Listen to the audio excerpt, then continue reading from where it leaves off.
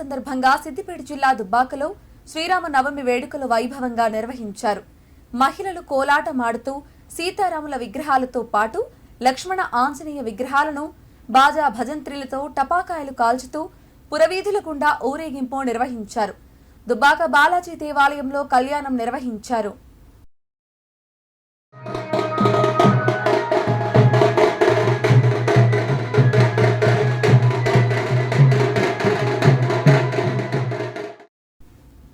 సిద్దిపేట జిల్లా దుబ్బాక మండల కేంద్రంలోని శ్రీ బాలాజీ అభయాంజనేయ స్వామి దేవాలయాల్లో శ్రీరామ నవమి సందర్భంగా సీతారాముల కళ్యాణం ఘనంగా నిర్వహించారు.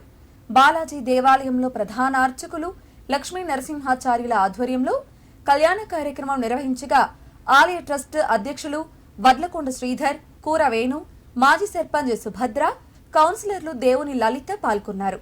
అలాగే అభయాంజనేయ దేవాలయంలో పురోహితులు రామకృష్ణ శర్మ సీతారాముల కళ్యాణ కార్యక్రమం నిర్వహించగా municipal chairperson Ganne Vanitha Bhumireddy, commissioner Ramesh Kumar దంపతులు, బీజేపీ నాయకులు అంబటి బాలేష్ గౌడ్, సుభాష్ రెడ్డి, సుంకు ప్రవీణ్లు పాల్గొన్నారు.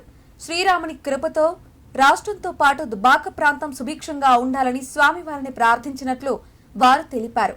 అనంతరం బీఆర్ఎస్ నాయకురాలు కత్తి కార్తిక ఆధ్వర్యంలో ఈ రెండు ఆలయాల్లో దాతల సహకారంతో భక్తులకు అన్నదానం నిర్వహించారు. ప్రజలందరికీ శ్రీరామనవమి శుభాకాంక్షలు తెలియజేసుకుంటూ ఈరోజు దుబ్బాక మున్సిపల్ పరిధిలో 18వ వార్డులో ఘనంగా శ్రీరామనవమి కళ్యాణ మహోత్సవం జరిగింది. అందులో భాగంగా కమిషనర్ దంపతులతో పాల్గొనడం జరిగింది. దుబ్బాక పట్టణ ప్రజలందరినీ సుఖ సంతోషాలతో ఆయుర ఆరోగ్యాలతో ఆ శ్రీరాముడు చల్లగా చూడాలని మనస్ఫూర్తిగా కోరుకుంటూ శ్రీరామనవమి శుభాకాంక్షలు. ఈరోజు దుబ్బాక పట్టణంలో వెలిసిన శ్రీ బాలాజీ దేవాలయంలో అంగరంగ వైభవంగా శ్రీరామనవమి ఉత్సవాలు జరుపుతున్నాము. దీనికి ప్రత్యేకంగా మొత్తము అలంకరణతో పూర్తిగా దేవాలయాన్ని అలంకరించి పూజలు నిర్వహిస్తున్నాం.